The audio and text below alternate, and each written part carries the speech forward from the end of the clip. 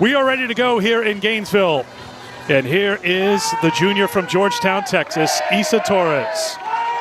569 on the season. Her OPS 1716. And she takes the first pitch for ball one. Gorgeous evening. A little cloudy earlier, but sun's out now. Temperature in the low 80s. Very comfortable night. No rain in the forecast here at the University of Florida. Torres slaps it foul. The nation's leading hitter, as my jokes sometimes don't hit, but I mean, you go 400 in the last 4 games and you go from 589 to 569. I mean, how's that work? That's what everyone's thinking. But yep, leads that nation and 569. Ground ball to short. That's a good start for Miller to keep Torres off the base paths. One down here in the first. Well, she's tough to throw to, and I think the key right there for Miller, just hitting good spots, going with that curveball. The lefty-lefty matchups tend to at times favor the left-handed pitcher just because you don't get to see a lot of lefties in the circle like you do those right-handed pitchers. I've also appreciated Olivia Miller's routine. I had spoken with assistant coach Francesca Nea. I was just asking about that. She said she's had to work that in. At times her heart rate can get up there, so makes the conscious effort to slow herself down, and you will see her get the ball back, and she turns. She does the exact same thing every single time. She takes that big deep breath. She finds her focal point, is able to just slow the heart rate and execute the next pitch. Jason Beecham ahead of the count, 2-0. Takes a strike, and it's 2-1. The change from Miller, too, is Beecham at 381 is in the box right now. This is her 26th appearance of the season. 24 have been in relief. It's a different mindset when you're the starter. How so? Well, you have to know what it feels like to go in and start a game and be able to amp yourself up, right? When you go into games late, you kind of have that high leverage feel and that pressure is already supplied. But starting a game, you create the tempo, you set the pace, and that can be different for everybody.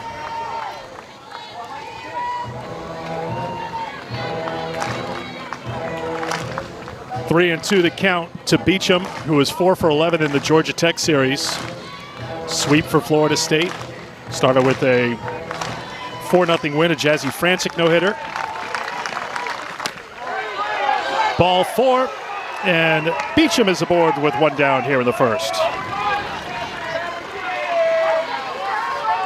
Miller 8-0 on the season, 1.23 earned run average. Opponents hitting .222 against the junior from Orlando.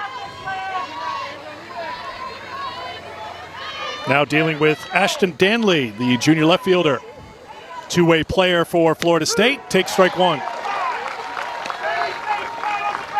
Mentioned that sweep for Florida State. Game 3, they won in 9 innings, 6-5. They are down 5-4 with 2 outs in the 7th. Anna Hyde had an RBI double on a 1-2 pitch, and then it was Danley who hit the home run in the 9th inning that put Florida State ahead and gave the Noles a sweep.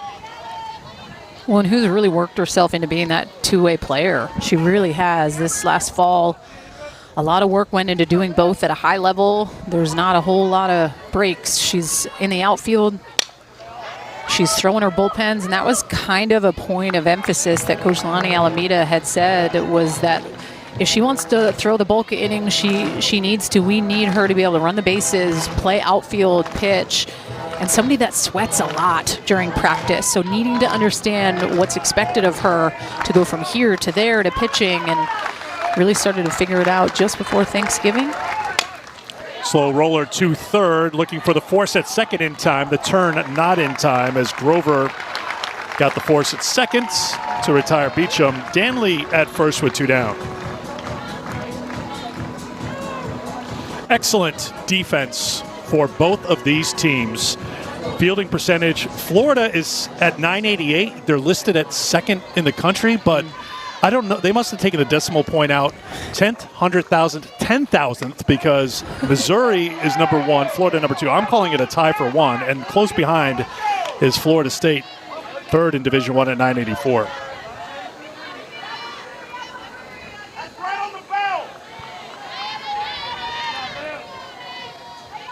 Anaheim, the freshman catcher, grounds it to third. That's Grover over to Erickson at first.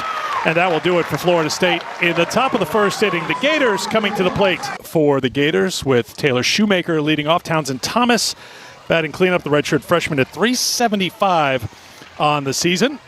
And she'll take on Bella Dimitrievich, freshman out of Illinois, who gets the start here today for Florida State. I like this, and this is important to be able to get her some of these innings under her belt. She's thrown a good chunk on the year, but to me, it's playing in this rivalry type feel, a crowd that's against you. What is that feeling in your stomach when you're in the circle, being able to fight through that piece? I like that they've chosen to give her the ball tonight. Shoemaker takes ball one. And Bella is a good mix of pitches. She splits the zone well. She has that rise ball, which she throws at about 50%. She goes downstairs with that drop at 11% and then sprinkles in that change. And I think to me, the most important thing, it's like right out of the gate, what can I get for a strike? What is that pitch going to be? First inning at times, establishing that with the blue behind the plate. 13th start of the season for the freshman, 7-3. Shoemaker takes the ball. It's 3-0. Taylor at .460, 16 homers, 51 RBI, 38 career home runs now for the sophomore, shooting up the all-time list at Florida. 4-pitch walk to start things off here for the Gators. I mean, some of those pitches were close, so it's just being able to take a breather, especially, trust me, it gets frustrating. I feel like I need to say it, but the zones this year have been extremely small. And for pitchers, it can be tough in a hitter's game with all of the things that they have to go and face you on a daily basis on a pitching machine before they see you live. I expect that to be a strike. That is a strike. And it's frustrating that she's thrown 5 pitches in a row and not one of them has been called. And disagree or not, but it's my job to say it. And I did. And trust me, you would say it if you were an Olympic All-American hitter, not an Olympic All-American pitcher, right? And maybe they just aren't calling up enough. I know the strike zone at times tends to be a little bit more down, but I'm not just calling out this umpire per se. Across the board, zones have been definitely more hitter-friendly.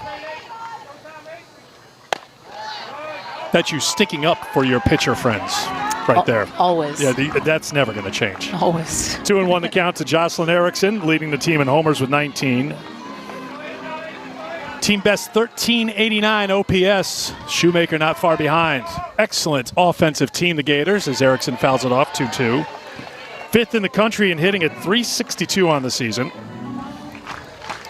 And Jocelyn has been a big part of the success offensively for this Florida team last couple of years.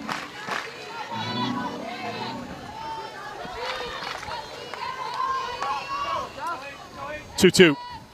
Ground ball to short, could be 2. Torres backed up on it, still time to turn it, but Erickson got down the line to beat it out. Just the force play, 1 down. And that's such a good job by Issa Torres at shortstop. This is a hard hit ball by Erickson that she's able to just kind of get behind, understands the hops. I mean, I don't think you can say enough. I mean, she airless at shortstop in a whole heck of a lot of chances. She's so good. Roller wide of third, foul for strike 1 to Kendall Grover.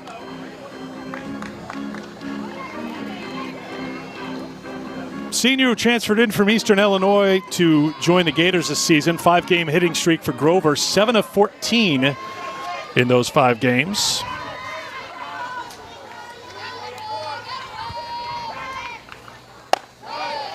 Oh, 1 misses, it's 1-1. I think Kendall Grover, to me, has been just so good and consistent for them in that 3 spot. But a hard conversation with Coach Tim Walton prior to that South Carolina series where she really started to come alive a little bit more. Had a heck of a series, was 4 for 9. Big RBIs in that South Carolina series. And sometimes it kind of takes that kind of gut check from a coach of like, man, I need you to be better. I need you to step up. And she has just kind of taken it and ran with it.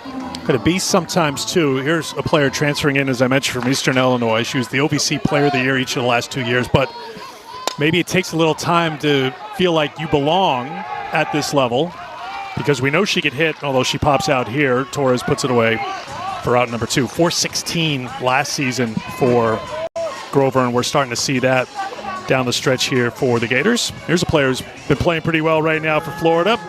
Redshirt freshman Townsend Thomas in the cleanup spot.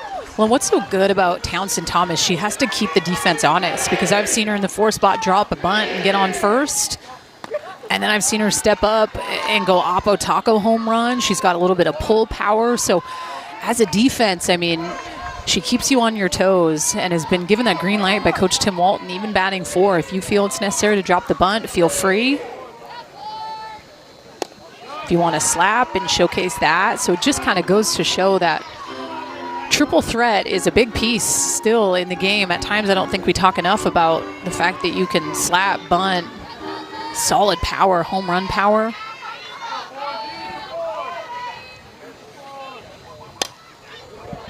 Fouls off the 2-0. Thomas was 4 for 7 in the 2 games against UCF. Included a grand slam home run in game number 2. A couple of 7-0 wins in the home and home back-to-back between the Knights and the Gators.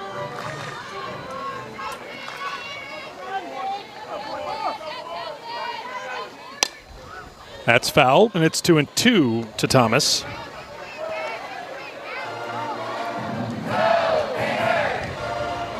Gators 45-7, 5th in the RPI. Florida State 43-7, 10th in the RPI. It is just awesome to get a game that is this important between 2 rivals, 2 highly ranked teams on the last week of the regular season. Thomas got a piece. And knowing the importance of a win like this for Florida State, if they were able to steal 2 from Florida, that's huge, right? And Florida doesn't want to drop 2, so to be able to get this, it just, the midweek games are a grind, as Coach Lonnie Alameda said, right? You go to Georgia Tech, and then we're on the bus here. We love it, but at times your team is in the absolute thick of it. So sometimes it comes down to who's a little bit more mentally tough in these types of situations. Yeah, Lonnie talked about the grinder of a game they had in that final game against Georgia Tech, where they, as I mentioned before, scored in the 7th and then won it in the 9th. Then they get home just for a brief trip. This is chopped up the middle. Good job by the second baseman. That's McKenna Sturgis playing second with Aaron Heller out with the injury. Talked about before, UCLA and Florida were the 2 wins for Florida State against ranked teams this season. Solid single up the middle to get things started here in the top of the second off the bat of the redshirt freshman Bella Ruggiero for Florida State. So we always talk about, as we head towards conference tournament time and Selection Sunday, who's the top 16 and who's the top 8? And as we say every time, RPI is not everything. It's a big thing, but a game like this would be huge, especially for Florida State. As you mentioned, getting 2 wins against Florida in less than a week.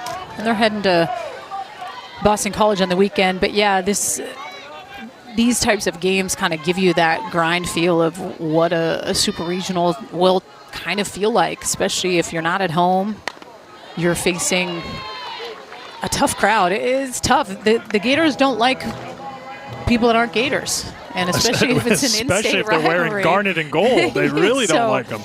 I mean, nothing against Lonnie Alameda, who's one of the nicest people in the sport, but don't take it personal, Lonnie, but they just don't like you here.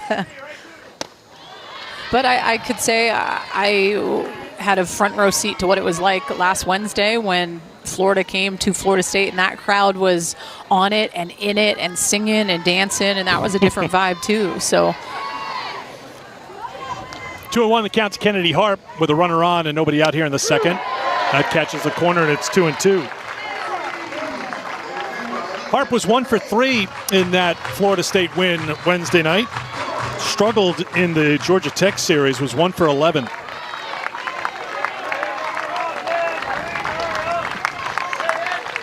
Solid single to left. Back-to-back singles here for Florida State to get things started in the second.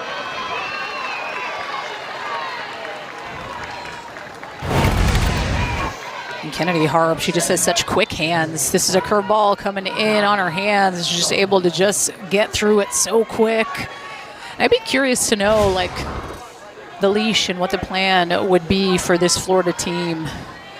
See how far someone like Miller can go. if they're wanting to bring a Keegan Rothrock in. Strike one to Shelby McKenzie, hitting 7th in the lineup at .305 on the season. McKenzie was good against Florida last week, 2 for 2 with an RBI, swinging away, and the count is 0-2. Well, you mentioned at the very top, Tim Walton said a week ago, we need someone else to step up for our pitching staff. It can't be Keegan Rothrock all the time. So this is a perfect time to see what Olivia Miller has. She was excellent against UCF, a top 25 team on Saturday. Now you're going against the rival in the final home game of the regular season for Florida. 1-2. 2-2. Coming into the game, just looking at some of these different athletes facing a lefty, someone like Shelby McKenzie tends to actually hit left-handed pitching quite a bit better with 357 clip, 296 against righties. That's out of play.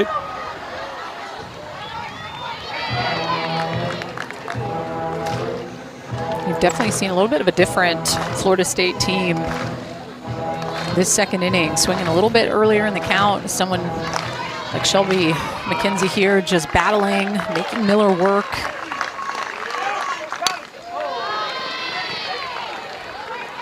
Florida State team that is clicking right now. They've won 7 in a row since that shocking sweep at the hands of Stanford a few weeks back.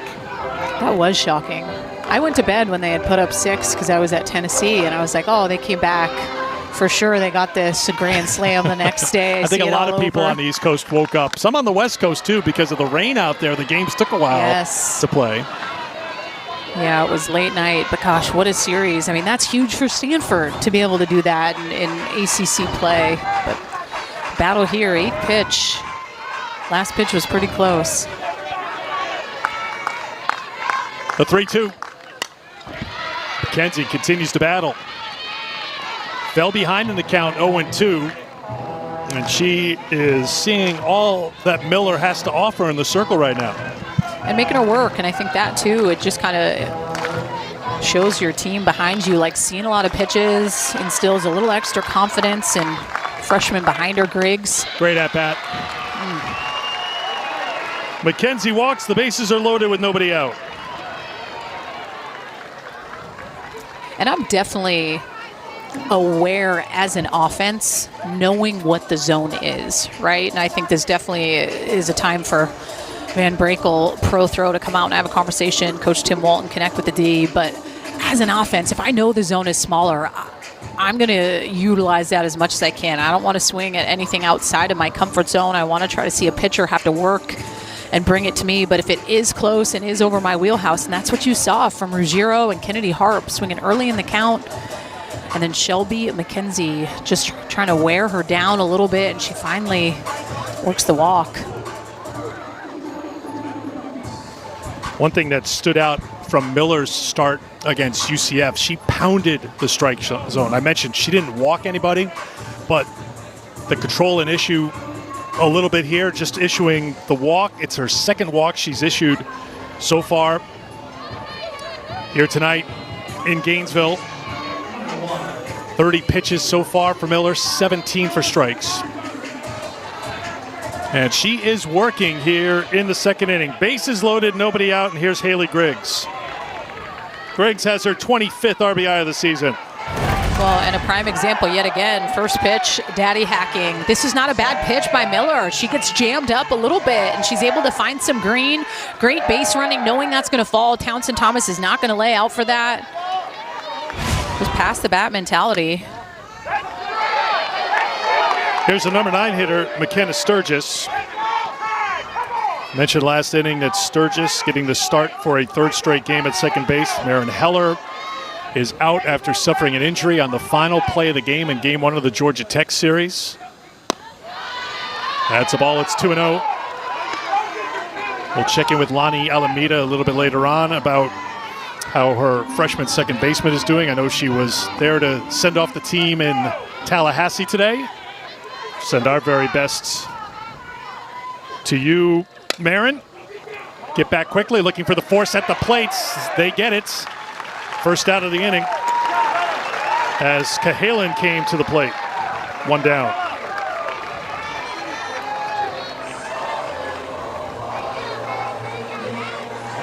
A good job by the defense. Kenley Cahalan be able to go home, and one of those situations here, you can't put her anywhere. What do you do with Isa Torres with the bases loaded and one out? Ball one. Torres grounded to short her first time. Big moment in the game right here. The leading hitter in the country batting with the bases loaded and one out in the second. One score in the inning for Florida State. It could have been a bigger inning all time between the Seminoles and the Gators. Florida up 29-25, but FSU has dominated as of late, winning 8 of the last 9. The last Florida win here in Gainesville was in 2021. Seminoles out to a 2-0 lead.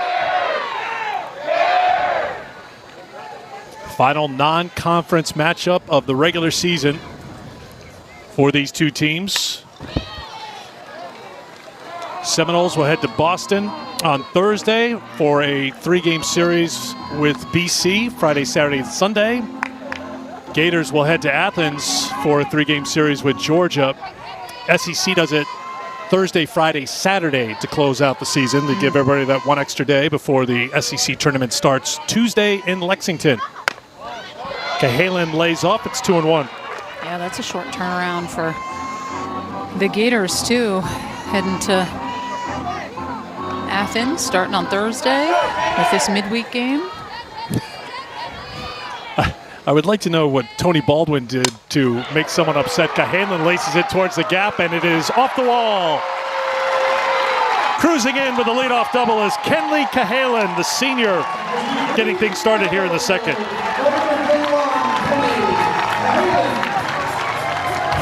And I like the response by Kenley Cahalan. Steps up here, gets that leadoff double.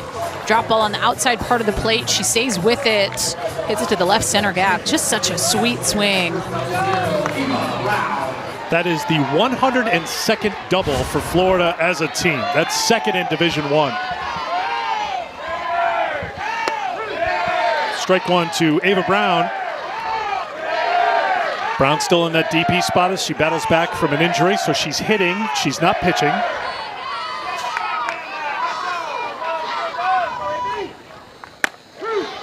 Oh, and 2 to Brown. When someone that you know has been being thrown, not sure the extent of it, but to be able to get someone like Ava Brown back in the mix, in the circle, I think would also be super helpful for the Gators. That's the hope. But, I mean, if you could have her back offensively, to me, that's also pretty awesome. Had a home run over the weekend at UCF. Like, she's just someone that when she steps in the box, she can do some damage. She was 2 for 5 this last weekend against UCF, where they did a home and an away and had that home run, a couple ribbies. 0 for 3 last week in Tallahassee.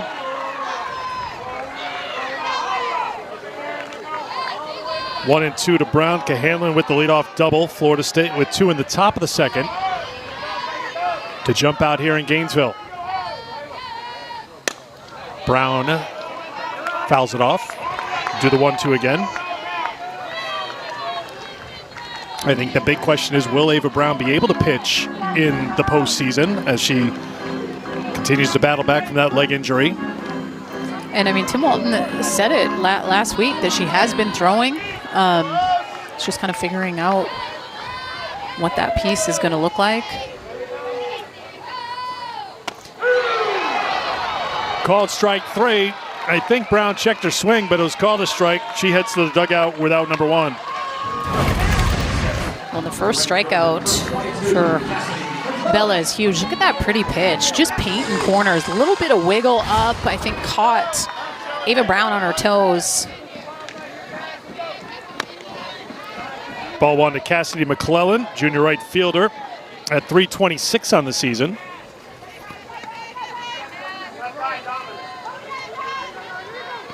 Top 2 pitchers on the Florida State staff, of course, are Jazzy Francic, Ashton Danley, Dmitrievich, getting the start in a big spot here for Florida State against the Gators.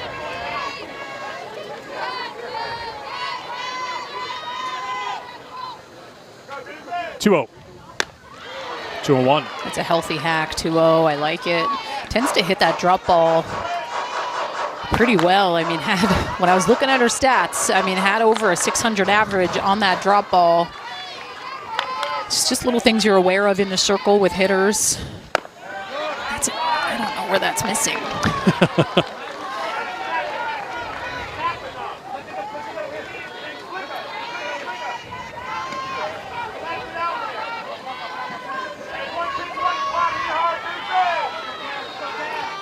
3-1 to McClellan. Hit well to left field. Drifting back is the left fielder. Danley's got it. Back to the bag goes Cahalan. 2 down here in the second. Thursday doubleheader coming up for you on the SEC Network. 7th-ranked Arkansas heading to Austin to take on 5th-ranked Texas. That's a great series to close out the regular season. That's at 7 Eastern, 6 Central. And then 12th-ranked Texas A&M hosting number 1 Oklahoma. Another great series. That's at 9 Eastern, 8 Central. See it right here on the SEC Network and also on the ESPN app. Popped up and out of play. I mentioned the schedule for Georgia. They wrap up against Florida at home, a 3-game series. How about their final 3 series of the season? Texas, Oklahoma, and Florida. Oof. If you're not ready for the postseason, I don't know what is. But then you're like, SEC tournament. But, man, when that selection show happens, it almost gives you a new life, new season. Swing and a miss, 0-2 now to Ella Wesolowski. Hoping that you don't get an SEC team in your in your regional, but it is really nice when you play people outside your conference once you get into postseason. Eventually it all comes to light, right? SEC tends to be a super regional matchup. UC, I know you called Tennessee, Alabama a couple years ago with that epic, what was it, 14 innings? It just ended a few minutes ago, yeah. How many innings was that? 4 hours and 35 minutes, 14 innings, is that right? Yeah. Some things that was take a while. SEC showdown. Gets away from the catcher Hind. Cahalan over to third.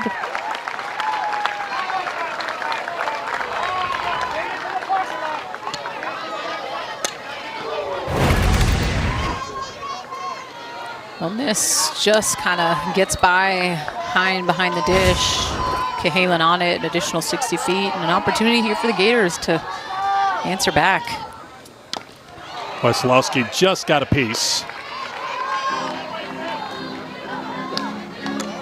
Plate umpire Kevin Condor checking, see if Anna Hind needs a moment. For the moment she said let's play, but now she's going to go out to the circle and talk it over with her pitcher, and the infield will come in as well. Well, that foul ball actually looked like it went off her knee. But yeah, going out, just checking in. Freshman battery all around.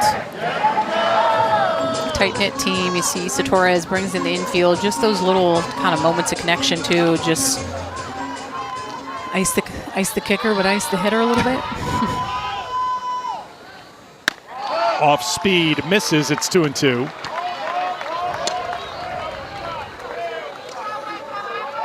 One day we'll have a deep discussion with you and bring all your other pitching friends in to say what you think the zone should be. Yeah, top of the head to the toes, maybe. That's out of play. No, I think that you're not asking for much in all seriousness.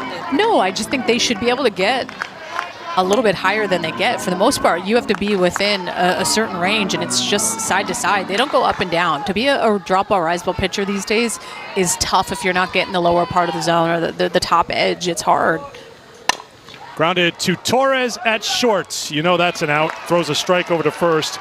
And Cahalan is left stranded at third. We'll talk with Lonnie Alameda when we come back. Talk about how important that piece is. Like if I've lived that the last couple of years, how can I help you faster so you can get some things that maybe I wish I would have learned as a freshman that took me a little bit? It's really interesting with this Florida State team, and we talked with Lonnie a little bit about it. There aren't any transfers on this team, which is very rare to see in this day and age. College sports. So you have a lot of players who have spent a lot of time together coming up as freshmen, and then those freshmen, as Beecham rolls it slowly to short, Grover to first, 1 down. But, there's not like a this older player who's taking the lead. She said leadership and the voice is shared by a lot of players on this team, and I think that's a great example that you talked about. It's a competitive pitching staff, but if they're going to go to Oklahoma City, they've got to share notes. They got to work together. They're going to need all the arms to be delivering. Well, it is, and you make a good point, like when you talk about the fact that there's no incoming transfers or athletes that are, hey, I want in the transfer portal. It's just not really the day and age of our game. It's changed a lot. And I think there's moments where that needs to be talked about. Like culturally, people love playing for Florida State. They want to play for, women like Lonnie and the coaches on staff. Hard grounder through the right side. Base hit for Ashton Danley. She's aboard with one out in the third. But that was something that I even asked Coach Alameda about last week prior to that game kicking off. And she said, it's not that I'm not in the mindset that there may be an athlete that can go and get something like Nyjah got. Like, I know that that's out there, and I would be okay with it. So she's aware of it, but I don't think she's had to really, deal with it, which to me just attests to, these women loving to play ball underneath her and what they're all about. Mother's Day, whether or not your kids got a card for you? No, Is the that selection show. Still get nervous. I'm not even being put anywhere as an athlete. As an analyst, I am, but. There's the number 9 hitter, Gabby Comia, leading off for Florida, down 2-0 here in the third. Slap foul, and it's 0-2. I think you and I talked about this a couple of weeks ago. I think it's been a running conversation on every game when you talk about the big picture in softball, whether it's a team like Florida State from the ACC, a team like Florida from the SEC. It just feels like the pool of teams that you could see play in the championship series in Oklahoma City is pretty big. Oh, I feel like it. I had heard Amanda say this a little bit ago, and I couldn't agree more. It's just like it seems the most open. Like you really, in the past years, where you're like, oh, I feel like when Oklahoma was on that tear of the 4 in a row, you just had a feeling. I don't know who's going to win it this year, and that is just. It was going to take Oklahoma playing poorly, going into a slump, having trouble with their pitching, and a team playing out of their minds. Yes. It's that combination needed. It feels like everybody's got a lot of pluses, and there's just a couple of little things that if they don't go the right way, it could work against those teams. That's the interesting thing about it. There's not a perfect team. Everybody's got something that they're trying to work through. Well, and how just mentally tough are you post, conference grind? Because it really is. Like playing in the SEC is a different type of week in and week out hard. So just... can you weather that storm mentally? How the body holds up, like moving into that next phase of... That being said, Oklahoma's won 5 in a row. They just beat a good Georgia team, swept them. They hit a lot of home runs, in case you haven't been reading the papers. That's just foul. So they're finding their stride right now, it would appear. But, yeah, I think it's going to just be... Every postseason is exciting. There's great games, great moments. We talked about Tennessee, Alabama a couple of years ago, and I think back to Clemson, Oklahoma back in Norman a few years ago. Just these unforgettable moments. Feels like we're going to have a lot of them this year. And I think we're going to have some upsets. Yeah, no question. Good job by the number 9 hitter. Comia works a walk to lead things off here in the third.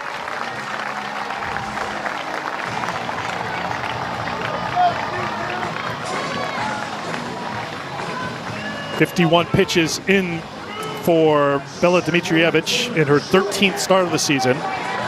Came in having thrown 63 innings on the season. She's given up just 1 hit so far through 2 innings plus. Starts ball 1 to Shoemaker. Back to the top of the order for the Gators. Taylor worked a walk her first time. Nice pitch. 1-1.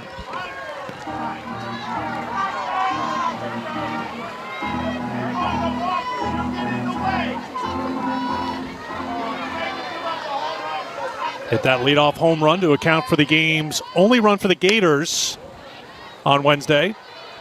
Down to the count 1-2. Had an outstanding freshman year as her heat map got a little hotter her sophomore year. Well, the heat map with batting average, so the red is where she's hitting all 500 and that green is 300. So really, That away pitch at times can be something that is a little bit tricky, but the plate coverage is so good in that leadoff spot. I just think what she brings to the table as far as just that calmness that she has, but just that intensity. She can go yard.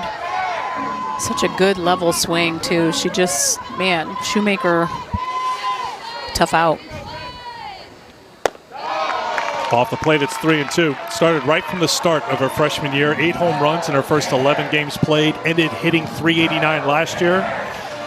And there's no sophomore slump, hitting .460 to lead the team this year.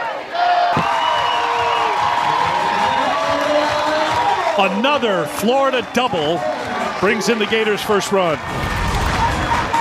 Well, a really nice job by Shoemaker. Wow, this just got to the outfield and to the warning track in a heartbeat. And taking advantage of leadoff walks. Comia in the 9 spot, working that walk, getting on base, fire me up. And her teammate steps up with a big-time double to get the Gators back within 1.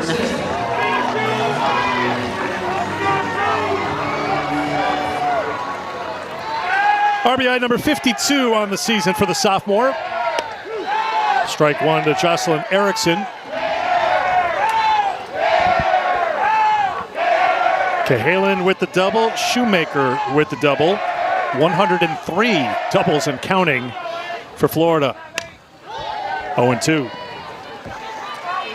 And what a crowd here today. I mean, just all out in the outfield, all up over near Stacey Nelson's Plaza. I mean, this is a cool showdown. They're all standing shoulder to shoulder on the outfield wall and center field and right. Hine keeps it in front. It's 1-2. I mean, it's just an absolute perfect night weather-wise. Last week of April, rivals meeting here in Gainesville. What more could you ask for?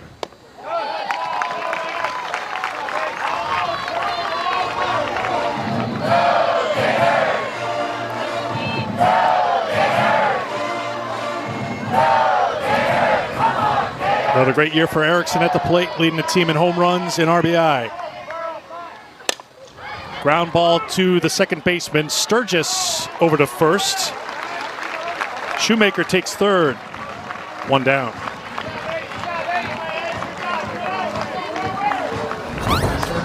Productive out for Erickson.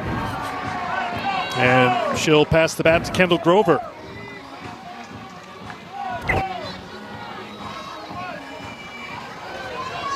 Grover popped out to the shortstop Torres in the first. Ball 1.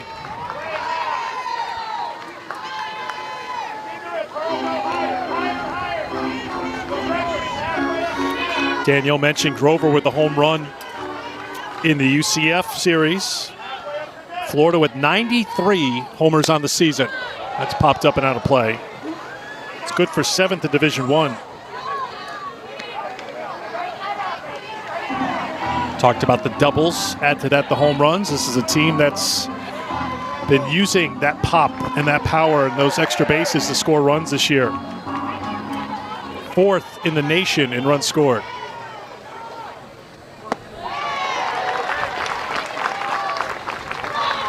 And I really think the biggest thing for Florida this year has been if it's not Keegan Rothrock in the circle, who is it, right? With Ava Brown going down, that was definitely a hurdle that this team was. Popped up, foul ground, running out of room, and a couple of rows deep. It's a hurdle they're trying to get over, right? Because, you know, like going far into the postseason, it takes 2 solid arms. And it's not that Florida hasn't had some help, but we know offensively where they're at. I mean, top 10 is named the category. Incredible. That's where they're at, yeah.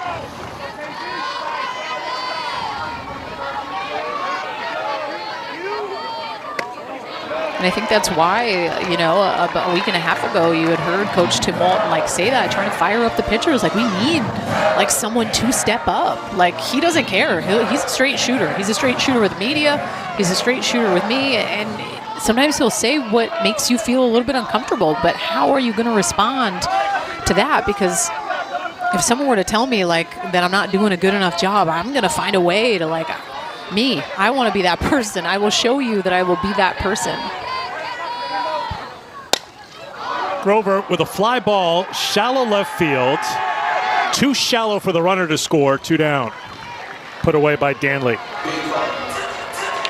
We will talk with the Florida head coach after this half inning.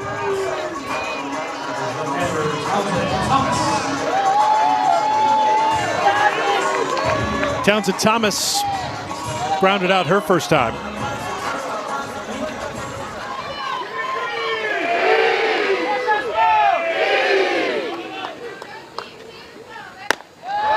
Ball 1. Thomas, a 2-time SEC Freshman of the Week. Got off to a slow start this season, 5 for her first 25, first 9 games played, but I'd say she's been making up for lost time since then, raising her average to 375 entering play here today. 6-game hitting streak in conference play. As we mentioned, Florida will close out conference play this weekend at Georgia. And I think for Lonnie Alameda to go out and have a conversation about someone like Townsend Thomas. You had Griggs, who's back a little bit more towards first. Listen, she can drop that bunt in a heartbeat up that first baseline, and Shoemaker is a sure thing to get home. So it's just needing to be aware that the 4-hitter for Florida can drop that bunt. She has the slap game, knowing that the ground here at Florida is a little bit harder. She has that power. We've seen her swing for power, but it's just being aware of it on defense, what the plan of attack is. Fouled off.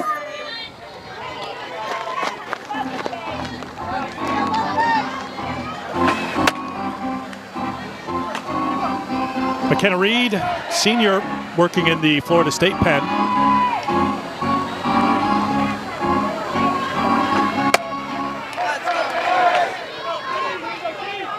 One the count to Thomas.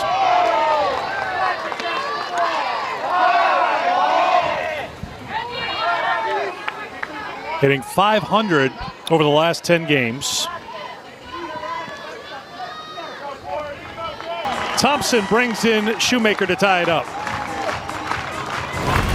This was an absolute rocket. You see Jason E. Beecham, who's way in, and it actually hit the ground first and jumped up. I thought it was a direct hit right off her body, but that's a hot shot. I mean, that's a hit all day in my books.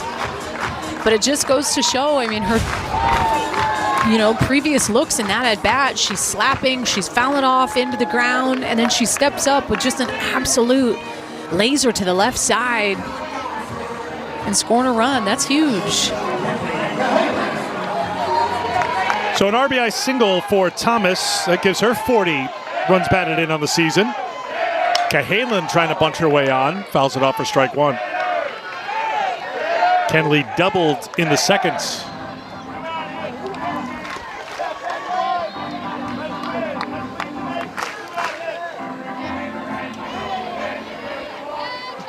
Comia led off with a walk.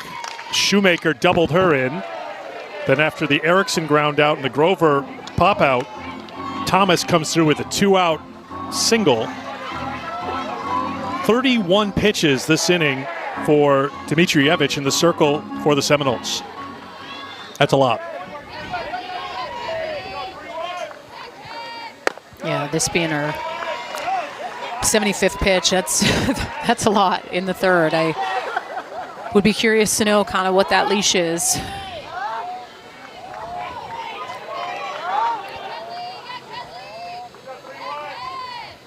Saw Reed down in the pen. She's throwing intermittently right now, so she's ready to go if needed.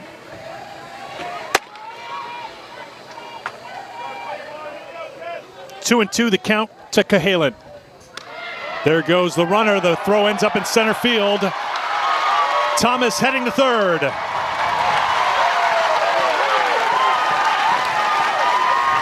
A rare error for Florida State. It's just their 21st of the season. Well, and Hines just kind of airmails this way over. Sure thing, going to Kennedy Harp in center, but Townsend Thomas on her high horse, making it all the way to 3 and 60 feet away here.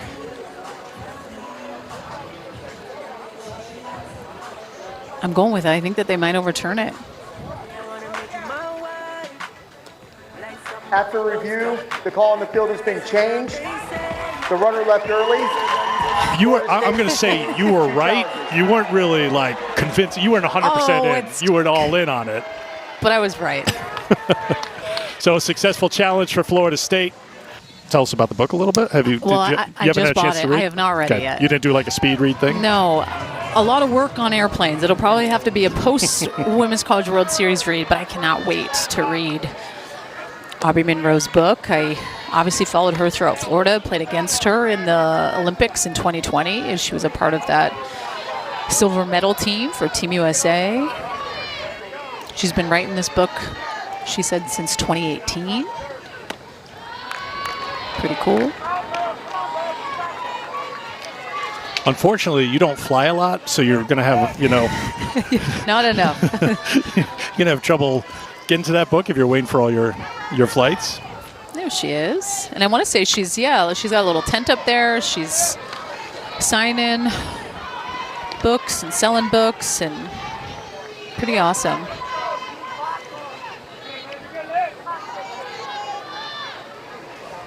Bella Ruggiero leading things off for Florida State here in the fourth. I don't know where that's missing.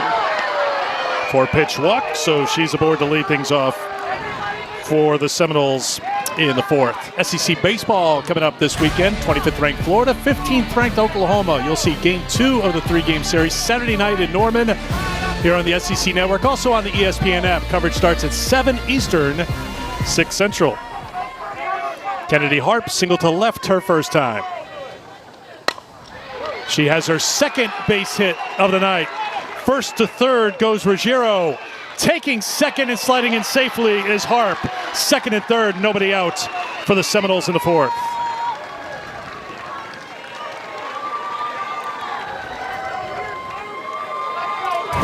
Kind of deja vu here for Kennedy Harp. Swinging first pitch, her last at bat, same pitch in, and she turns and does the exact same thing. The left center gap just gets over Kenley Cahalan's head, but it's a heads-up base running by Ruggiero to make her way all the way to 3 to give that open pass with Kennedy Harp's speed to get to second, and a couple ducks on the pond here for Florida State.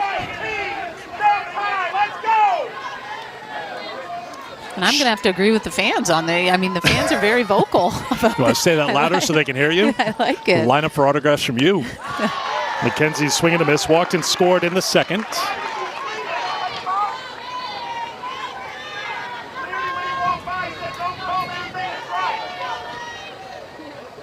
Shelby, the sophomore from Pace, Florida, picked up 1 Player of the Week award in the ACC this season. That's how to play. 1 and 2. Everybody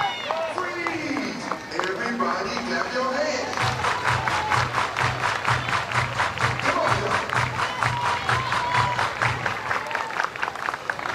2 runs in the second for the Seminoles, trying to add to it here in the fourth in a 2-2 game. The 1-2. Got a piece. What a good pitch. And like I had mentioned this early, and just talking about the tempo of Olivia Miller, and I had asked Coach Francesca Nea about this last week post-game of just the mannerisms, and she said that's something we've really worked on over the course of the last month or so, is that routine piece. At times the heart rate can get a little elevated. She needs to learn how to slow it down. And it's just, listen, for pitchers that are watching, there is this attention to detail on the routine that really in moments of high leverage innings or chill innings, you have to stay the same. It can't change based on the moment. We have to rely on those little things. So she's really just killing this part of it. I love that routine piece. Called strike 3. McKenzie retired, 1 down.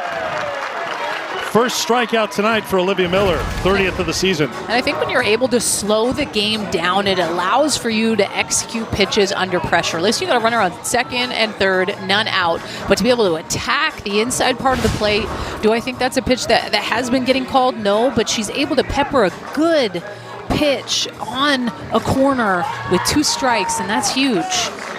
That will do it for Miller as Walton comes out to make a pitching change.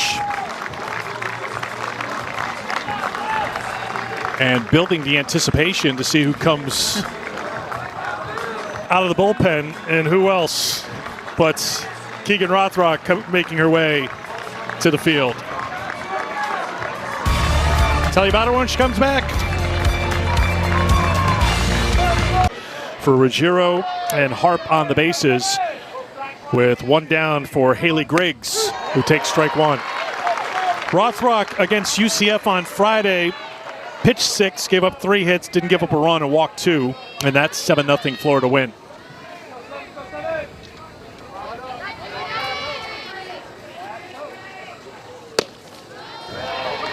One-on-one to Griggs, who singled in a run in the second.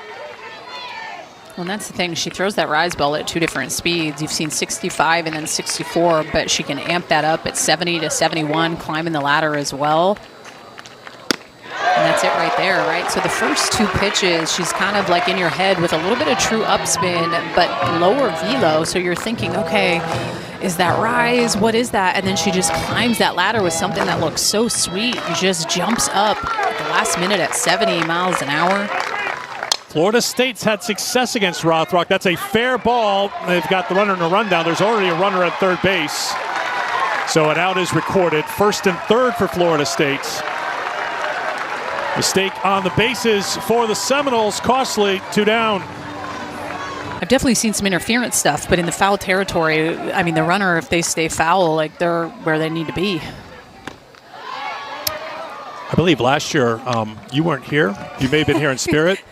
Madison Shipman and I had the famous 25-minute review where they phoned a friend to try to figure out the ruling. You got nervous. That 25 minutes of us talking nonstop that we were going to say something we'd regret.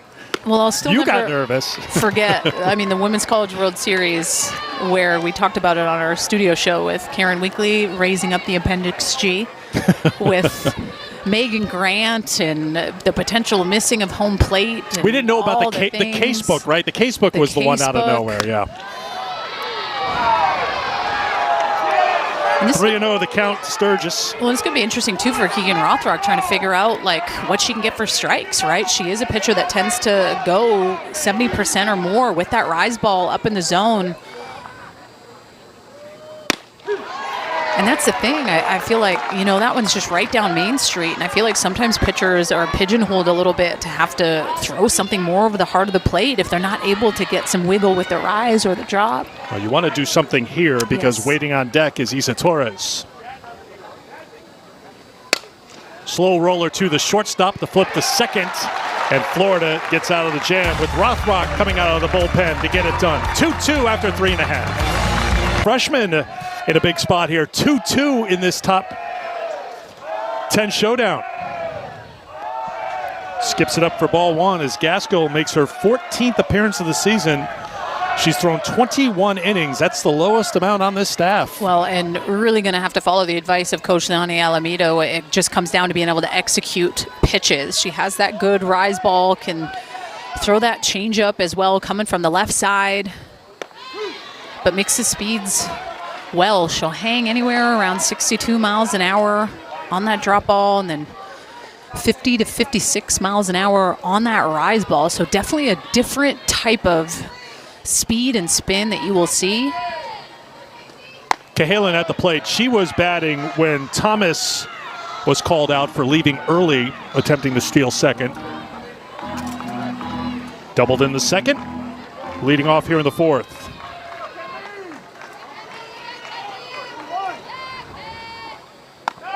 3-1. And that's going to be the key, is just being able to command that change. When you come in, can you locate and get that pitch for a strike? She quickly falls behind here to Kenley Cahalan.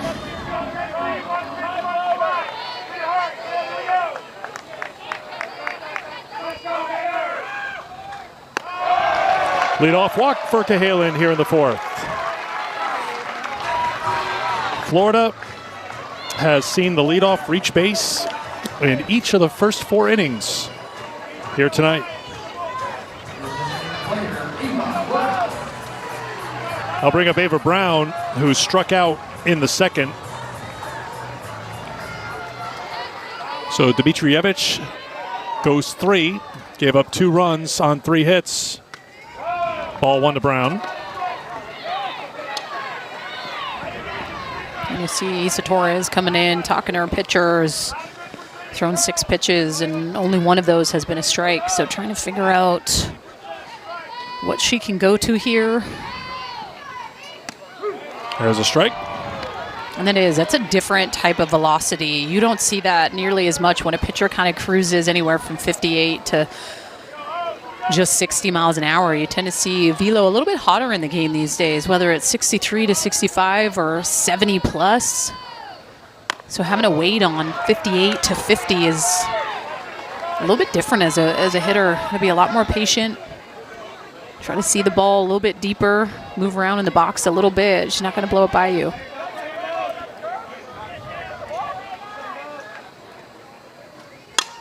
Line shot foul. Brown was injured on February the 26th, returned as a pinch hitter on April 3rd.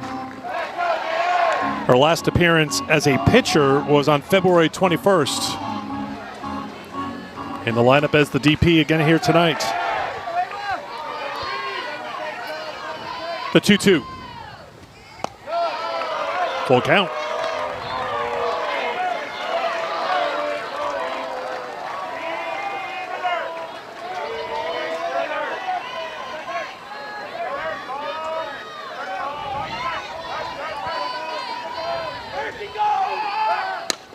Squibber past the pitcher, going to be a tough play, but Brown struggling to run, can't beat it out.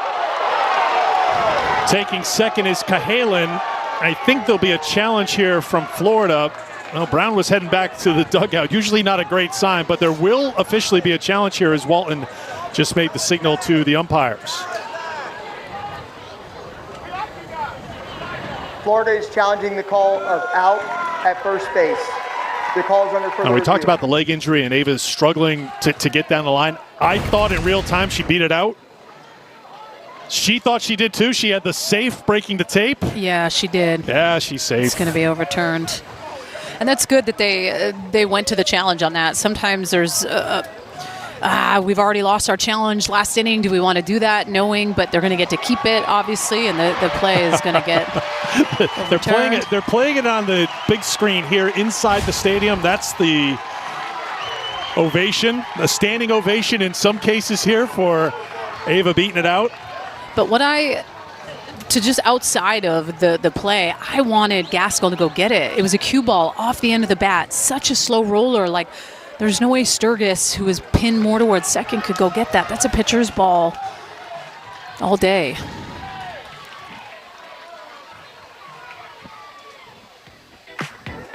After review, the call on the field has been changed to safe. Florida has one remaining Second challenge. celebration is on. This is celebration number 2 in real time. When they showed it a moment ago on the video board here in the building, this was Ava's reaction.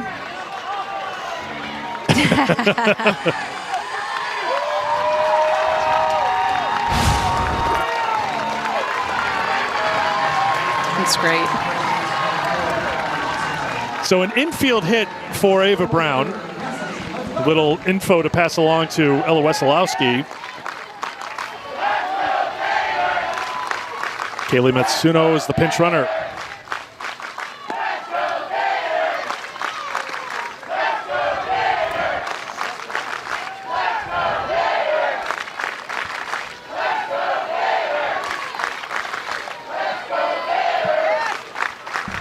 Cassidy McClellan, fly to left her first time. Looking to bunt, it's a real good one. Beecham with the charge, not going to be in time, bases loaded. A walk and 2 infield hits for Florida here in the 4th.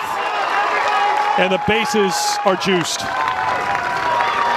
Well, I'm surprised that infield wasn't in more. Look at where Jason Beecham is. Maybe we'll just chalk it up as perfect placement, but it's not that you didn't know that a bunt was coming based on just the ABCs of the game. So important to move the runners an additional 60 feet, but McClellan does such a good job dropping that right in front, deadens it, base loaded, none out.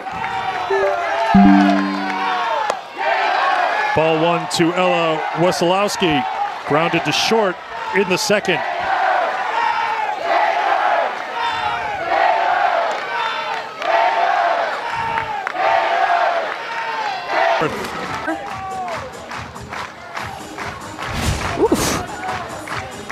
Lonnie Almeida out in the circle, but it doesn't look like she's making a change at the moment. She's got everybody together. The battery, the infielders. And she will stick with Marley Gaskell in the circle.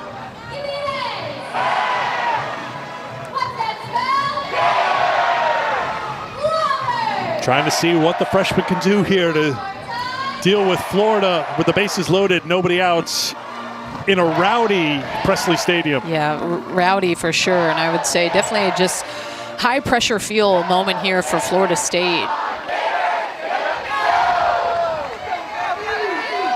Gabby Comey up, takes strike one.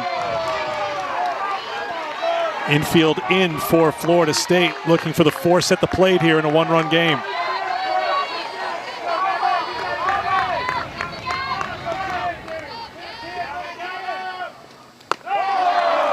One and one.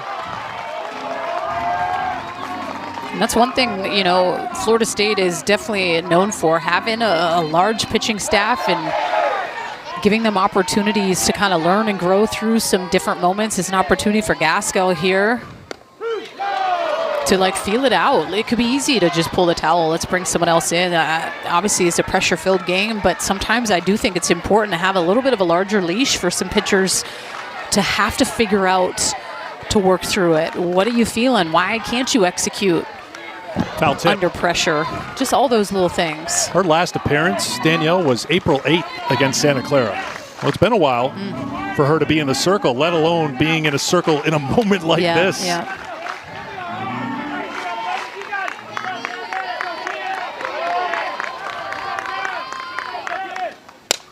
Slapped foul, getting out of the way, was the pinch runner, Matsuno, over at third.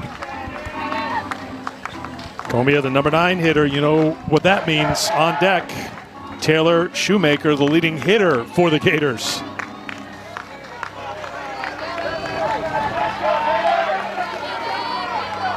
Another 1-2. Swung on and missed. Big pitch and a big out for the freshman. One away.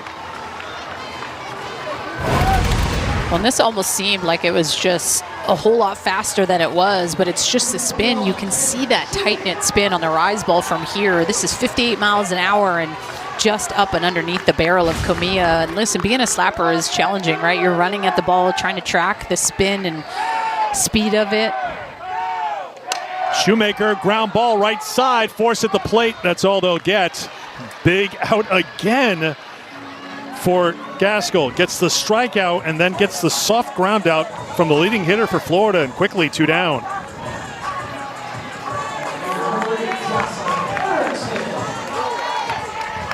Not out of the woods yet, because here's Jocelyn Erickson.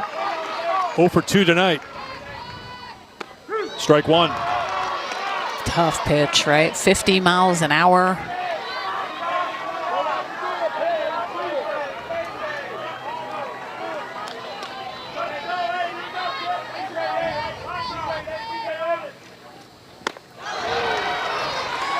And then amps it up to 58, right? Just that difference in velocity when you're trying to get on time with something. Your third ups with a completely different look coming from the left side.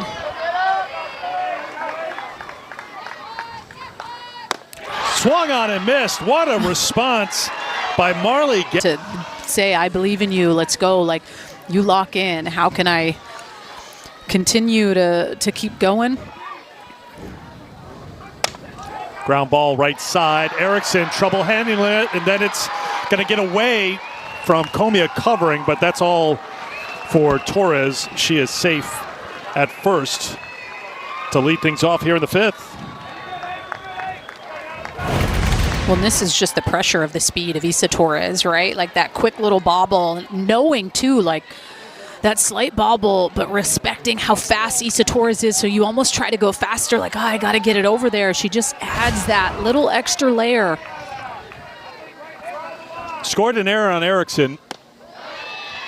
Ball 1 to Beecham. Just the 17th error on Florida this season. Outstanding defensive team. Erickson splits time between catcher and first base. 2-0. Olivia Miller got the start.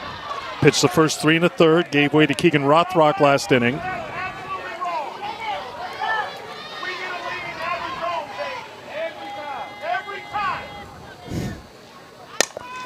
Through the right side, a base hit for Beecham. Torres will hold at second. And Florida State has the first 2 aboard here in the 5th. First hit of the night for Beecham, on base for a second time tonight. Well, and it just kind of seems like when one team punches, the other team fights and claws to do the exact same thing. And last inning, Florida creating havoc, making some things happen, and then you're seeing Florida State say, all right, top of the 5th, let's go. Let's get in it. Issa Torres, chaos, speed up the line. Inside, and it hits Danley, so the bases are loaded.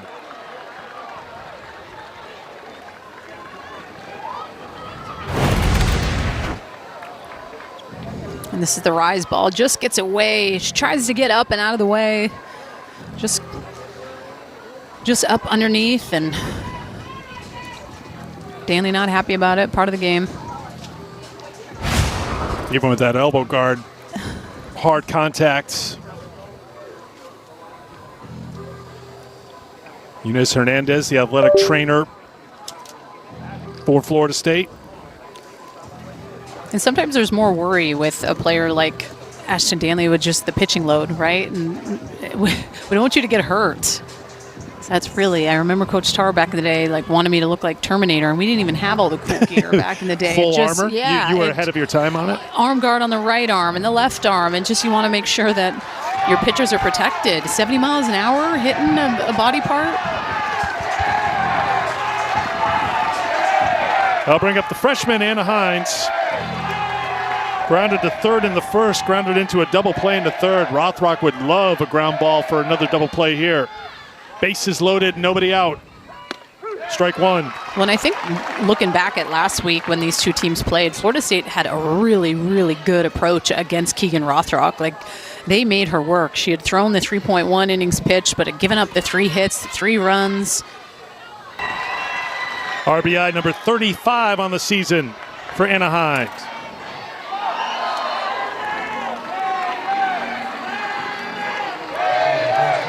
Good job by Beecham to tag up and take third. So runners on the corners for Florida State with 1 down.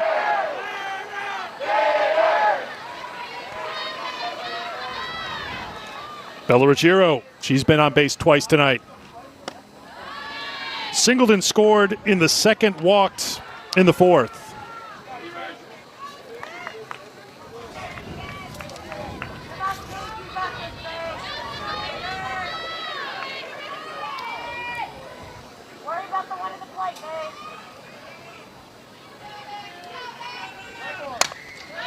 Fly ball to center field. Shoemaker coming in. She's got it. No tag at third for Beecham. 2 down.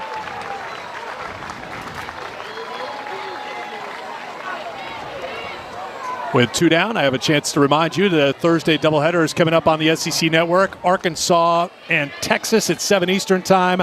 Texas A&M and number 1 Oklahoma at 9 Eastern. You can see it here on the SEC Network and also on the ESPN app. Final weekend of the regular season coming up in the SEC Thursday, Friday, and Saturday this week. Sky high, back behind shortstop. Cahalan calls for it, and Harp is retired. Bases loaded with nobody out to start the inning, but then 3 fly ball outs ended the inning. One was a sacrifice fly off the bat of Hine to tie the game at 3. Marley Gasco back out there. She threw 8 straight strikes to close out that last inning after the conversation with head coach Lonnie Alameda. Starts with strike 1 here to Kendall Grover. Yeah, she was sharp to be able to get out of that. Listen, these are all different moments. You put the memories of just the pressure feels and getting out of an inning like that in your back pocket to know, like, oh man, okay, I've been able to do it and iron through what that felt like, because that's how you build up your arsenal. Line drive to center field. Drifting back on it is Harp. 1 down. That's how you build up that kind of mental piggy bank up top to know that I can be, present in these hard situations. At times, especially for freshmen, it's uncomfortable to be in this type of an atmosphere, close ball game, not going the way you want. having a tough time being able to throw strikes, but she was able to lock in, and that was money.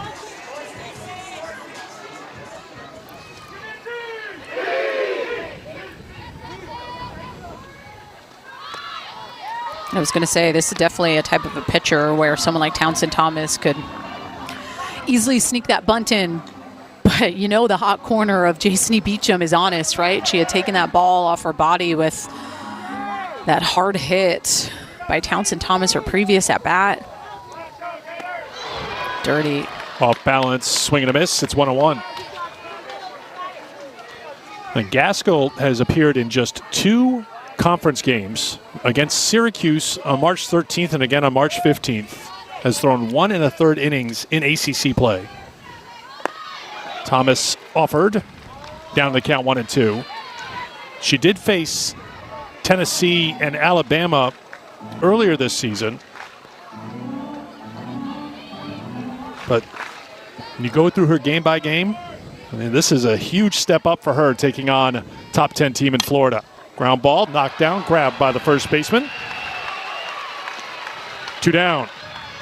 Well, that's one thing about this Florida State team and that you've seen. To me, Lonnie Alameda has been the queen of like building pitching staffs and being able to, she was kind of one of the first ones where you're like, man, they really like were working in different pitchers when they were playing Oklahoma in the World Series, in the national championship. Like Sandercock was being put into some different situations, and it's about getting pitchers outside of their comfort zone, but doing the scouting. Where does Gaskell fit into the mix with someone like a Jazzy Francic or an Ashton Danley? And then, you know, as well as Bella, how are we going to bring someone in like that? So it's kind of trying to figure out the puzzle pieces of how these pitchers fit together. So if my job is 6, 7 outs, I know the kids are doing the 6-7 thing. That was not my intention, but too late. You can't take it back, and I wish you would, though.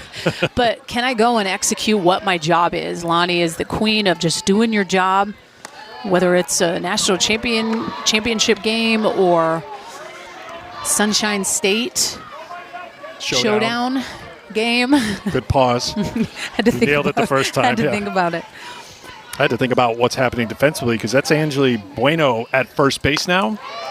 Haley Griggs is in left field. So Danley was out in left. She got hit pretty hard by that pitch. I don't know if that's part of it, if they're going to have her ready to go in the bullpen for a little bit later. But you see a new first baseman, and the first baseman, Griggs, moves out to left field in Danley's spot. 3-1. 3-2 now to Cahalan.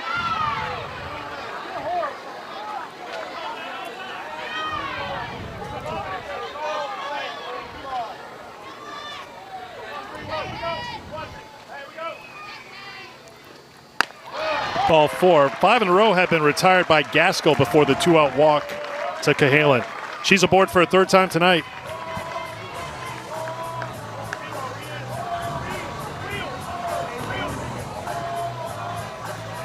And there's nothing happening in the Florida State bullpen, by the way.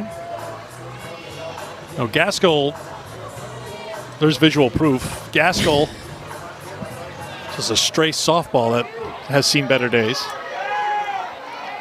Gaskell giving it a go against Brown. Line shot, that'll get in for a base hit.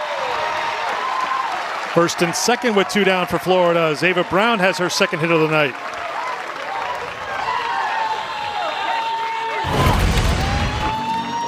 And a nice job by Ava Brown. She just goes down and gets this solid piece of hitting. It's back-to-back action for Ava Brown. You love to see it. It's like we'll have a pinch hitter for Cassidy McClellan, who was 1 for 2 tonight.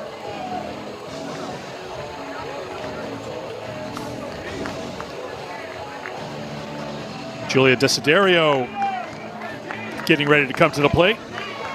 Grad student from Hudson, Florida, played at South Carolina the previous 3 years.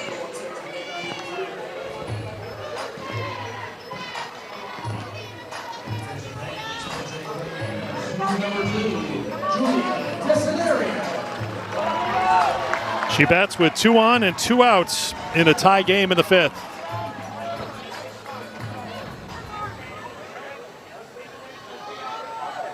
Julia Desiderio.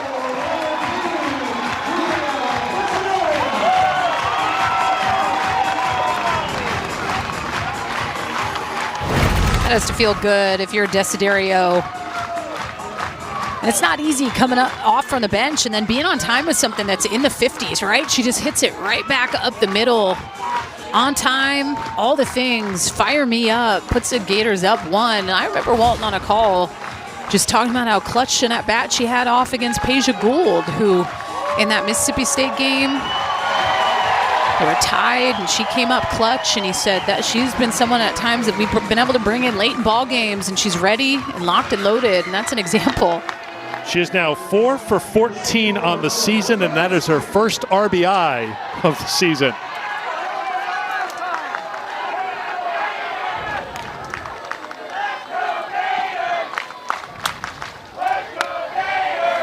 Ball 1 to Wesolowski.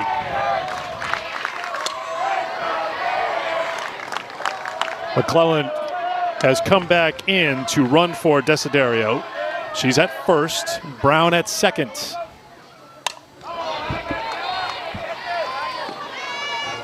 1-1 the count to Wesolowski, who's 1 for 2 with an RBI tonight.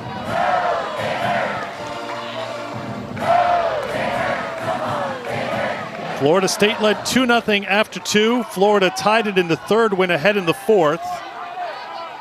Seminole scored 1 in the top of the fifth. Gators getting a run back in the bottom of the fifth to go back in front.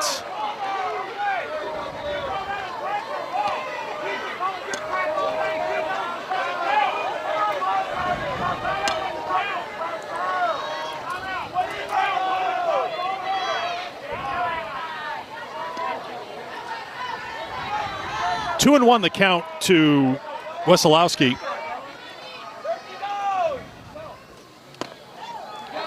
3-1.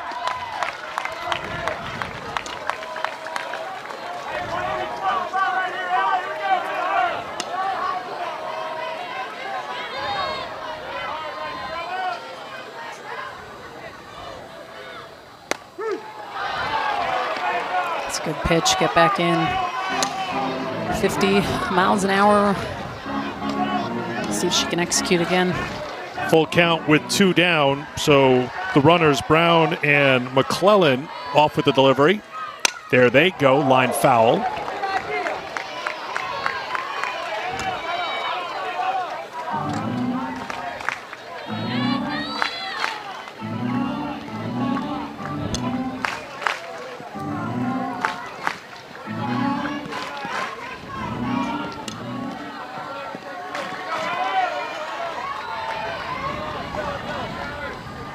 Another 3-2. Ground ball to third. Beecham with the long throw on target in time to retire the side. Florida back in front thanks to a pinch hit single off the bat of Keegan Rothrock on in relief. Olivia Miller got the start for Florida. Rothrock came on in the fourth. She's given up 1 run. It was scored by Isa Torres, who reached on an error to start the last inning. 7-8-9 for Florida State here in the top of the sixth. And it's the first plate appearance for Angeli Bueno, who's now playing first base.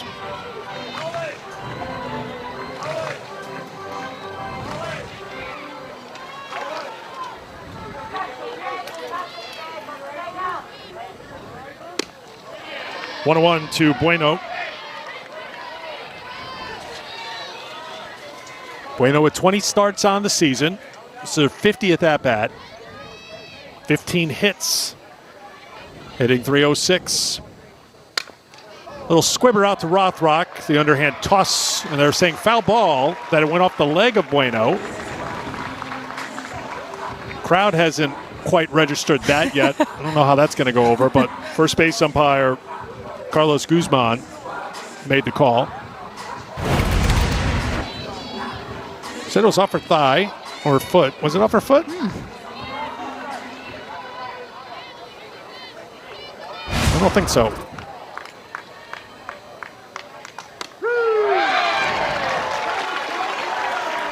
Works out for Florida anyways with the strikeout to start the 6-1 down. And sometimes just it's that deceptive spin by Keegan Rothrock, especially when there's 2 strikes. Upper part of the zone. That's a good piece. By Rothrock hitting upstairs. Line shot foul off the bat of Haley Griggs. You were in Columbia when she threw the no-hitter. I was. When she had that reaction, like, I threw a no-hitter? I know, Like, I she loved didn't it. even know. She didn't know. It was all her teammates that ran out there, and she was like, what are you guys all doing? You seem a little bit more excited than normal for a win. Yeah. That's locked in right there. And that's hard to do now in what feels more like a hitter's game than ever.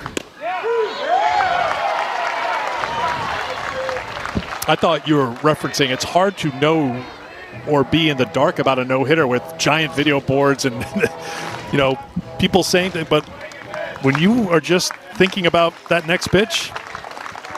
I mean, I always knew. It wasn't a point of emphasis like, oh, I need to be really careful because it's a no-hitter. But I should know this. How many did you throw in your college days? I cannot. I really can't remember. And do not put me on the spot like that. Trying to reference what's really putting you on the spot. What's really putting you on the spot? No, don't do it. Is that what? No. Let's say you threw 4 no-hitters. Sure, let's go with that. Did you know each time you were throwing a no-hitter? I did know, like, during the moment, I think you take a little bit of extra adrenaline into that last inning and have to calm yourself down of trying to do too much. But you're aware when you're cruising. Did you want to be talked to in the dugout? No, but I never really liked to. So yeah, you weren't very sociable in your starts. I remember that. I kind of stayed to myself a little bit. Us pitchers are all unique in different ways. Some like to really cheer. The cheering I wasn't great at that when I was locked in. It's not that you were a bad teammate. You just weren't the cheering type. Fly ball, popped up back behind second base. Comia's got it. 2 down. Reminder, SEC baseball coming up this weekend. You'll see the Florida Gators ranked 25th. They'll take on Oklahoma and Norman. You'll see game 2 of the series Saturday night here on the SEC Network and also on the ESPN app. Coverage starts at 7 Eastern, 6 Central Time.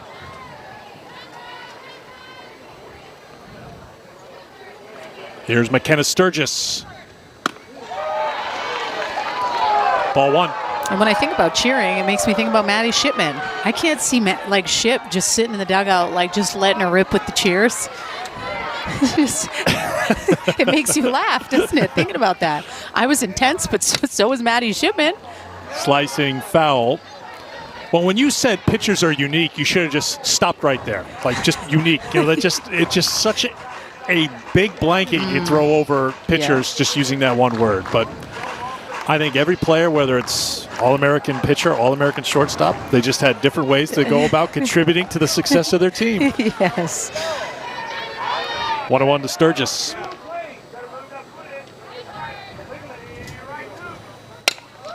Excuse me, tap out to Comia. It's a 1-2-3 inning for Rothrock. We head to the bottom of the 6th. Florida on the Seminoles as we play here in the 6th inning. 1 for Florida. And the count is 0-1 to Gabby Comia. Walked and scored in the 3rd, struck out in the 4th. Marley Gaskell's 49th pitch misses for a ball.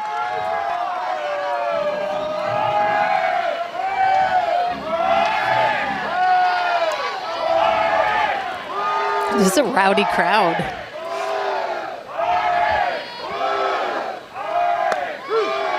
One and 2. Gaskell's season high in pitches thrown was 90 against Tennessee back on February 15th. She hasn't thrown a lot since then. The most 41 a week later, or 5 days later. Comia out in front, swing and a miss, 1 away. Back-to-back strikeouts for Gaskell on Comia, and that's just such a tough pitch. Like, you're just frustrated when you are walking back to the dugout, wanting to be dialed and on time, but job well done by Gaskell. That smile is well deserved as Gaskell is coming out and McKenna Reed is coming in. That was a big growth moment for this freshman pitcher who was in trouble. Her head coach stuck with her, worked through some jam. Taylor Shoemaker steps in against the new pitcher for Florida State, McKenna Reed, the senior in the circle, following 2 freshmen who were throwing for Florida State here tonight. Yeah, getting some great innings against tough Florida team, tough crowd. It's what it's all about, building up that piece, then passing the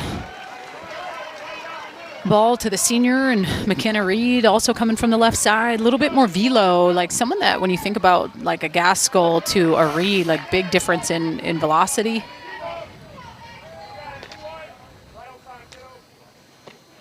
The slowest velocity you saw from Gaskell was 50 miles an hour in that last pitch by Reed at 64. So making it tough on hitters, and I think that's really what it's all about. Like, where is a Gaskell going to fit in a Reed? Because you know it's going to be Jazzy Francic and Ashton Danley, that those are kind of your two solidified aces. Where do we put these other pitchers in the mix as well?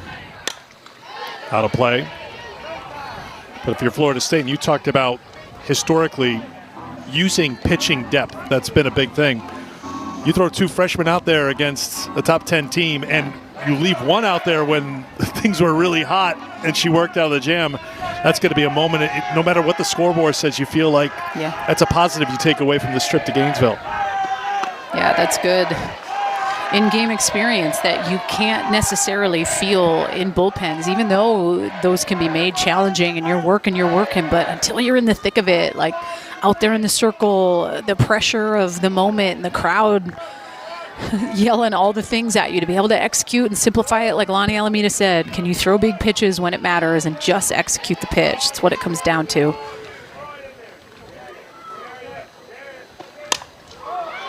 Fly ball, hit well to center field, but Harp has a beat on it, takes a couple of steps in. 2 down here in the 6th. A reminder, SEC softball, the final week of the regular season. The series all begin on Thursday, and we'll get it going in grand style on Thursday with a doubleheader. Arkansas and Texas at 7 Eastern time. Texas A&M, number 1 Oklahoma follows at 9 Eastern time, coming up Thursday on the SEC Network. Oklahoma has won 5 in a row after their sweep of Georgia. The home run count is now at 169 for the Sooners, by the way. Kendall Wells at 36 home runs, one shy of that. Lauren Espinoza, 37. Ball 2 to Jocelyn Erickson, who's 0 for 3 tonight. That Arkansas-Texas series is really interesting because in the current RPI, Arkansas is number 1 and Texas is number 2. Dang. So those are the top 2 teams in RPI. Get to see Katie Stewart. She's up to 24 home runs now for the Longhorns. 3-0 the count now to Erickson. I'm waiting to see what the scoop is on Dakota Kennedy. Is Dakota Kennedy going to be back? Haven't heard a lot of updates with her. I mean, we know how much she means to that Arkansas team. Golden ticket recipient. Gosh, so good. Be curious to see this weekend how that plays out. Other series this weekend as Florida State gathers in the Circle SEC series. Alabama's number 3 in the RPI. They'll take on South Carolina. South Carolina just took 2 out of 3 from Texas A&M. I know you've seen South Carolina in person a few times this year. I had them Friday against Texas A&M, and yeah, I mean, I can't say that I thought that South Carolina was going to win that series. I mean, gritty, solid performance by the Gamecocks. Can't count them out. Speaking of gritty, Tennessee, after getting swamped in game 1 by Alabama, bounces back.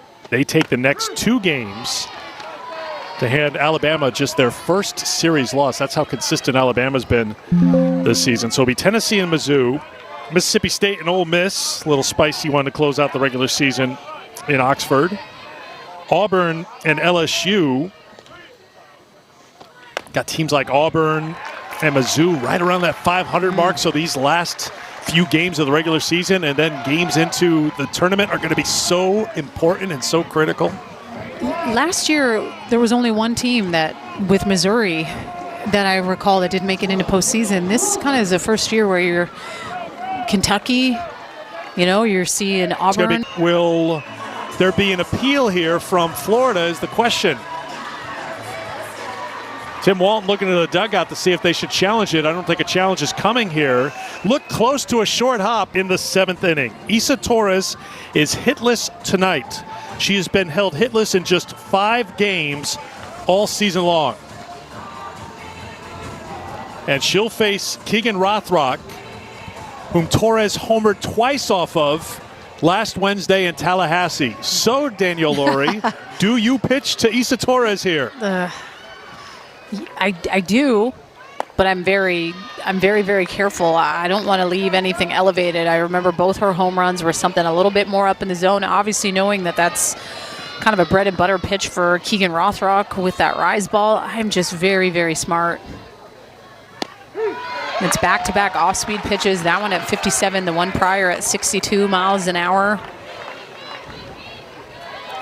Torres has 16 home runs on the season, leads the team in that category. Had 3 home runs in the Georgia Tech series. Takes a big cut, fouls it out of play, and it's 1-2. So Rothrock's throwing strikes.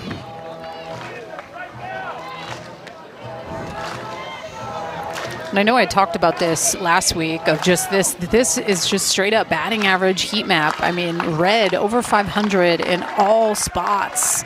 Think about how tough that is at times to pitch to someone where they're straight up 500 across the board. They can barrel you up in, they can go with a pitch. And I think that to me has been one of the most impressive things is just how Isa Torres has continued to evolve from her freshman year of not being able to like hit the changeup well to that being a point of emphasis going into her sophomore year to now her being able to hit the inside part of the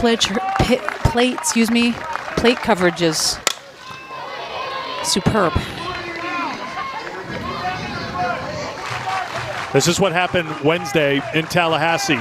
Leading off the bottom of the first against Rothrock, home run, and then she'd follow up with another home run as part of that Florida State win. Yeah, and it just fired up the crowd. And not that you can't go in on someone like Isa Torres, but you got to go way in to almost where it feels like you're going to hit her. You cannot leave anything white or river.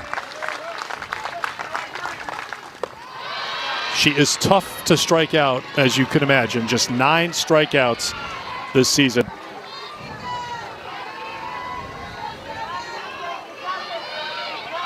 Three and 2, the count to Torres.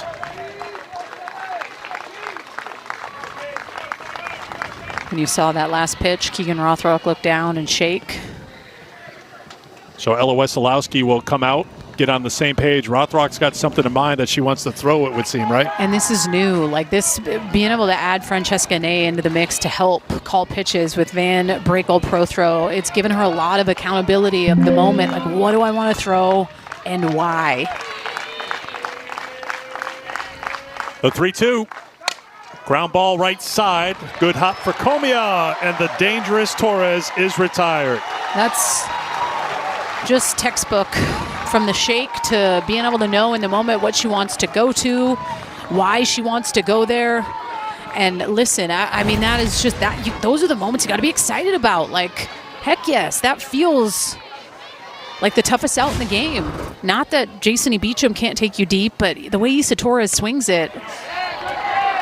And it was challenge time. Yeah. Drew strikes, made Torres work. So Torres, unless Florida State is able to extend this game, we'll see a 9-game hitting streak and a 15-game on-base streak end. And she'll be hitless in just a 6th game this season. Dang. The nation's leading hitter held in check by Florida tonight. Beecham 1 for 2, singled in the 5th, walked in the 1st.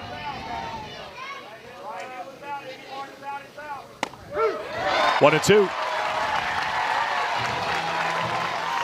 I feel like the biggest difference that I've seen from Keegan Rothrock from last game to this game is just her being able to go more low in the zone. You could tell last week how well prepared Florida State was for the up pitch. I mean, they were daddy hacking on pitches and doing a great job of kind of exposing Keegan Rothrock. Well, she looks like a completely different pitcher. She's going down in the zone a little bit more. She's obviously changing speeds. She's in control of what she wants to throw. That's what it's all about.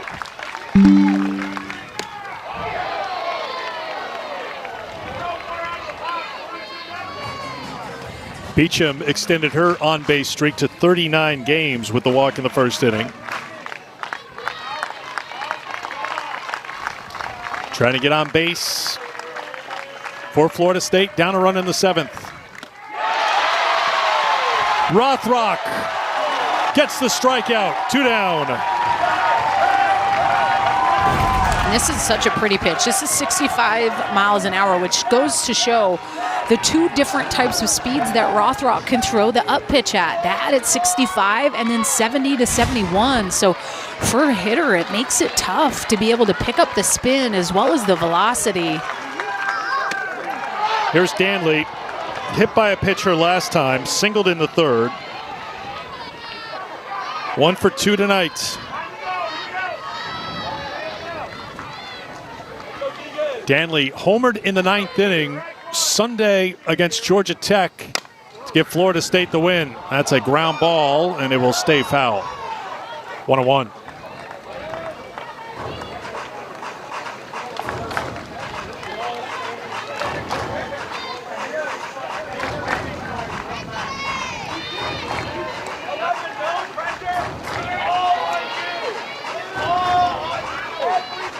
One of those games that helps get your mind right for the postseason. That kind of feel here tonight. 2-1.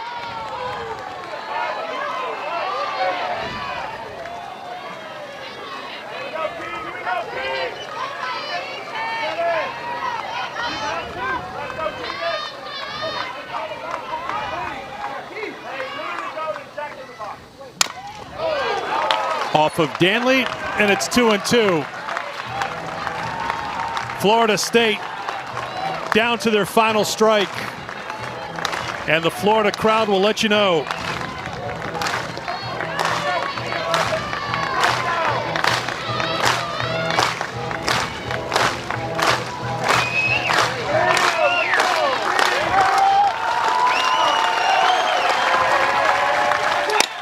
Ground ball up the middle. Cahalan can't hold on to it and make a throw. So the tying run is aboard with 2 down in the 7th.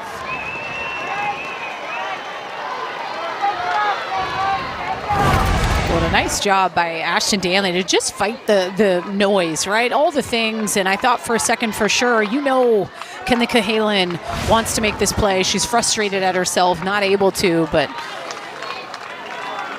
they extend it. One more hitter passing the bat to Anna Hind.